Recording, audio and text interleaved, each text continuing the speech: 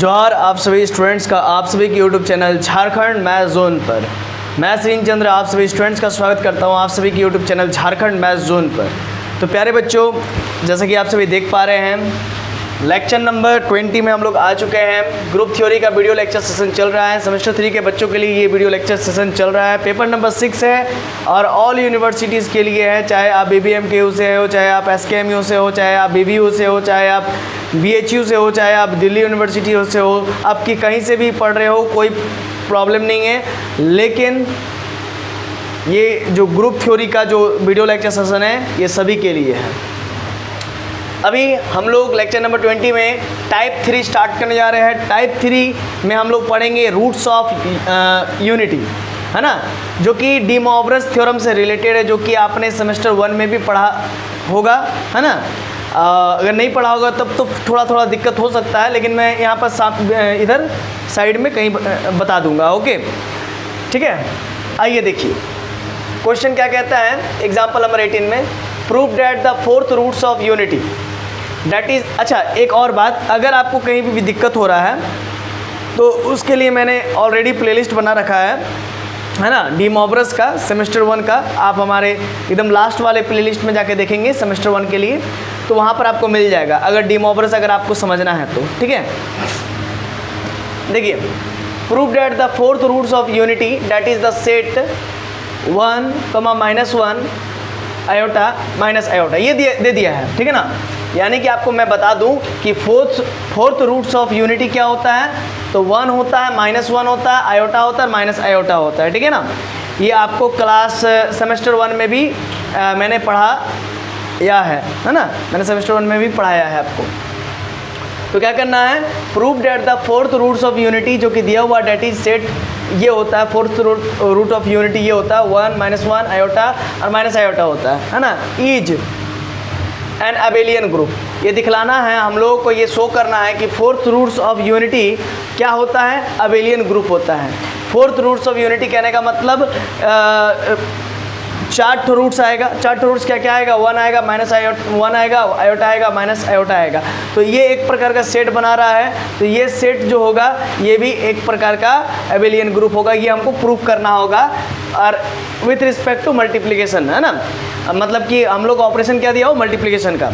और एक बात ये है कि ये बहुत ज़्यादा इंपॉर्टेंट क्वेश्चन है, एकदम श्योर शॉट है, 110% है कि आपके एग्जाम में ये आएगा ही आएगा, कंफर्म रहिए, एकदम आएगा। ठीक है ना, अगर आप यूनिवर्सिटीज़ का एग्ज़ाम दे रहे, यूजी का एग्ज़ाम दे रहे, तो इस कंफर्म है कि आपका आएगा। ठीक है ना, इंपॉर्टेंट है क्वेश्चन।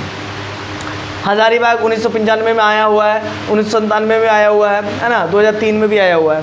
ठीक है, और चूँकि अभी बुक आप लोगों का जो बुक होता है ना, लालजी प्रसाद जो चलता है, तो वो दोबारा प्रिंट नहीं हो, बहुत कम होता है, तो इसीलिए अभी जब आ रहा है, बहुत बार आ रहा है, कुछ साल 2-3 साल पहले भी आप ये चीज़ आ चुका है, तो उसमें रीप्रिंट नहीं हुआ है। ओके, तो चलिए आगे देखिए। सॉल्यूशन में हम लोग करते हैं, कैसे इसको सॉल्व करेंगे।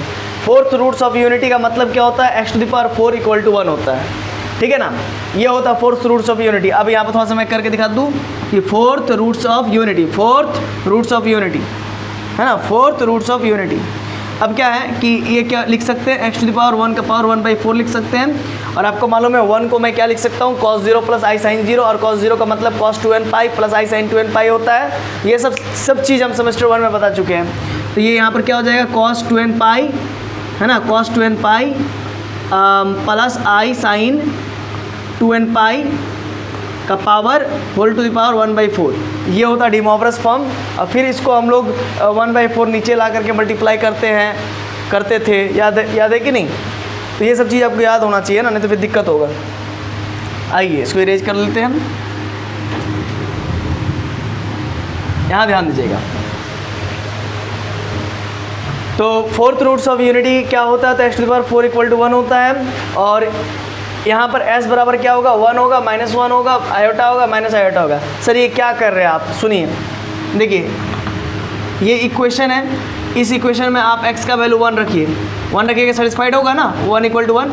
अब -1 रखिए, तो -1 के पावर 4 क्या होगा, +1, तो 1 = 2 हो जाएगा, सेटिस्फाइड कर जाएगा। अब आयोटा रखिए, यहाँ पर आयोटा का पावर 4 1 होता है, तो आयोटा का 4 क्या होता है 1 होता है, 1 1 इक्वल हो जाएगा। माइनस आयोटा का पावर करेंगे 4 तो वो भी क्या होगा 1 ही होगा। ओके, तो दोनों का दोनों वैल्यू आपस में LHS RHS बराबर आ रहा है, यानी कि इस इक्वेशन को ये सारे के सारे रूट्स सेटिस्फाइड कर रहे हैं। रूट्स वही होते हैं जो इक्वेशन को सेटिस्फाइड करते हैं, याद रखिएगा ये सब चीज़ है ना। रूट्स वही होते हैं जो इक्वेशन को सेटिस्फाइड करते हैं।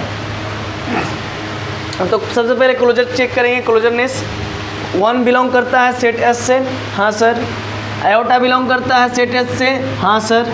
अब इन दोनों का मल्टीप्लिकेशन, चूंकि ऑपरेशन मल्टीप्लिकेशन दिया हुआ, तो इन दोनों का मल्टीप्लिकेशन भी बिलोंग करता है। मल्टीप्लिकेशन से जो रिजल्ट आ रहा है 1 इंटू आयोटा का, वो आयोटा आ रहा है, वो भी बिलोंग करता है सेट एस से, हाँ सर एकदम।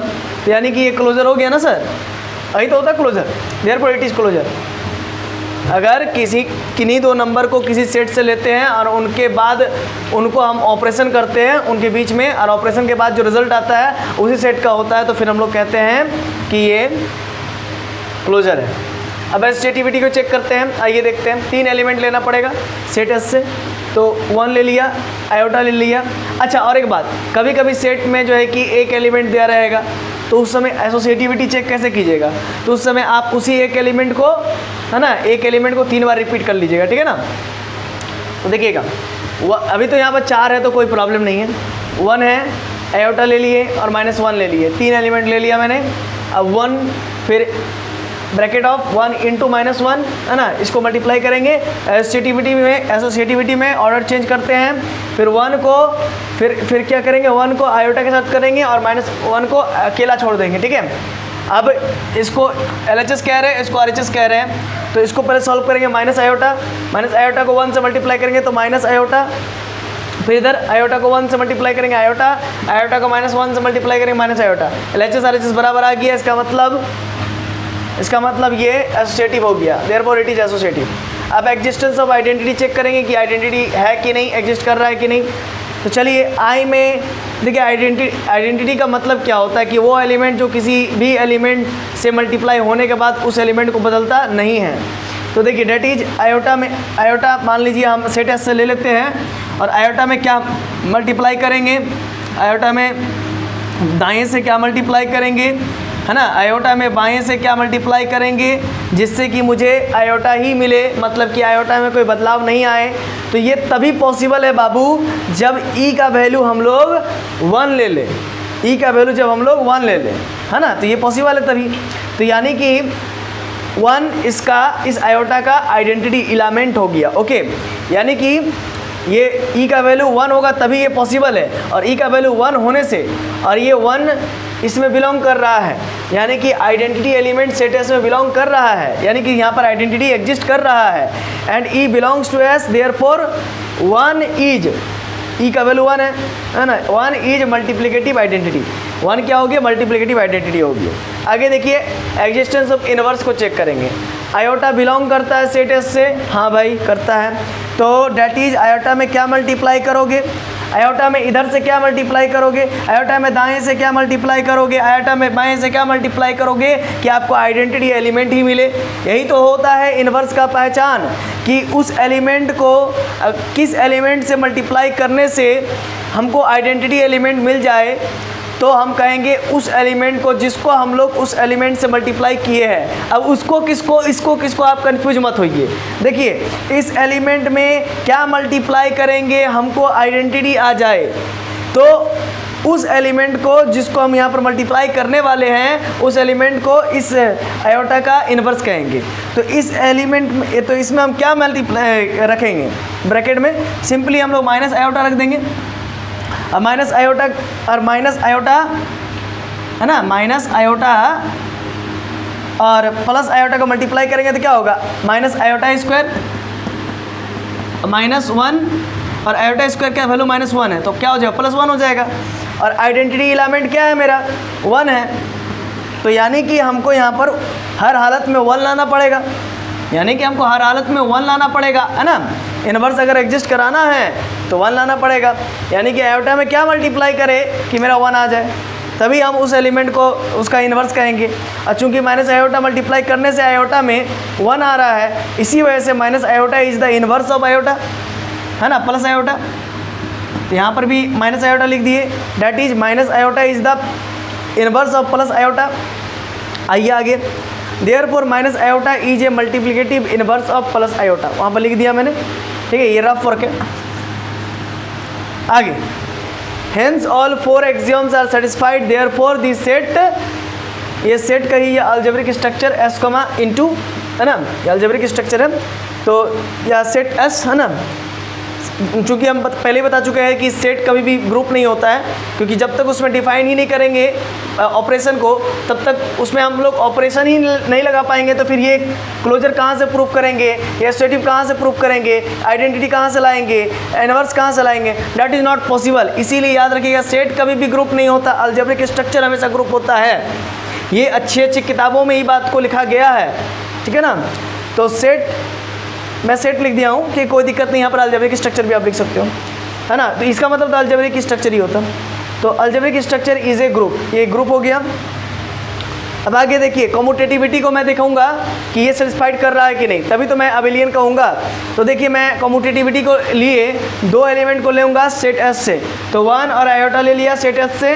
अब दिस इम्प्लाइज डेट 1 को इंटू करो आयोटा से, चाहे आयोटा को इंटू करो 1 से, तो आपको हमेशा आयोटा आयोटा ही मिलेगा। डेट इज LHS बराबर RHS हो गया, है ना। लूल्हा अगला साइड बराबर राइट हैंड साइड, अरे नहीं रे बाबू, लेफ्ट हैंड साइड बराबर राइट हैंड साइड, है ना, मजाक कर रहे थे। तो LHS बराबर RHS हो गया, तो देयरफॉर इट इज कम्यूटेटिव, इसी वजह से ये कम्यूटेटिव हो गया। Hence all 5 axioms are satisfied, therefore S into, मतलब ये जो अलजेब्रिक स्ट्रक्चर है इज एन अबेलियन ग्रुप, ये अबेलियन ग्रुप हो गया।